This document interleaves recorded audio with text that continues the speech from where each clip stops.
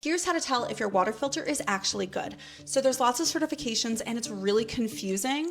That's kind of on purpose. I'm gonna break it down, make it simple, so you can figure out which water filter is gonna be the best for you. This is NSF certification. You have probably seen that all over the place, right? NSF stands for National Sanitation Foundation. That you made a water filter, you would go to them and go through lots of rigorous testing in order to be certified to remove certain contaminants. But that is one thing that you should note. Water filter must be tested and certified to remove each group of contaminants, okay?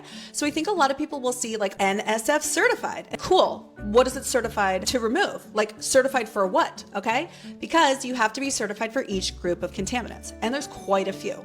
NSF 42, which is aesthetic effects, right? Basically taste and odor, mostly chlorine. NSF 53. All right. So this is things like lead and cis, or O1, which is emerging contaminants. Now microplastics, as well as a lot of pesticides and pharmaceuticals, things that actually aren't regulated yet. So technically a water filter might be certified to remove lead, but it might not remove pharmaceuticals or PFAS, the toxic forever chemical, okay? Certifications are really good. However, it's really, really expensive. It can cost upwards to $1 million just to go through the testing to get NSF certified. And then there's super expensive maintenance fees every single year just to maintain that certification. So there's a lot of companies that might not be certified, but they're still really, really good.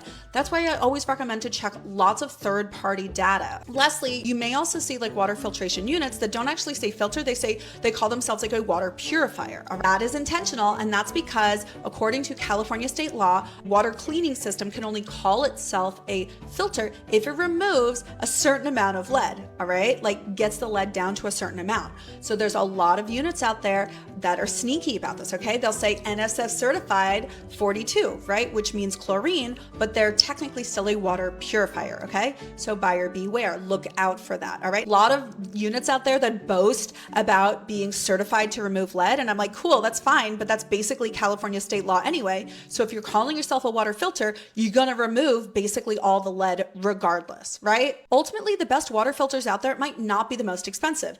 Obviously, a reverse osmosis filtration system is going to remove the absolute most. That's going to be the best, but you don't have to spend thousands of dollars on that, okay?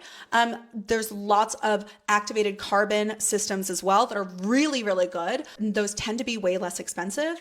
Ultimately, I always recommend that people check third-party independent testers, and there's so many out there, okay? So like the Oasis Water app is really great. It aggregates lots of data.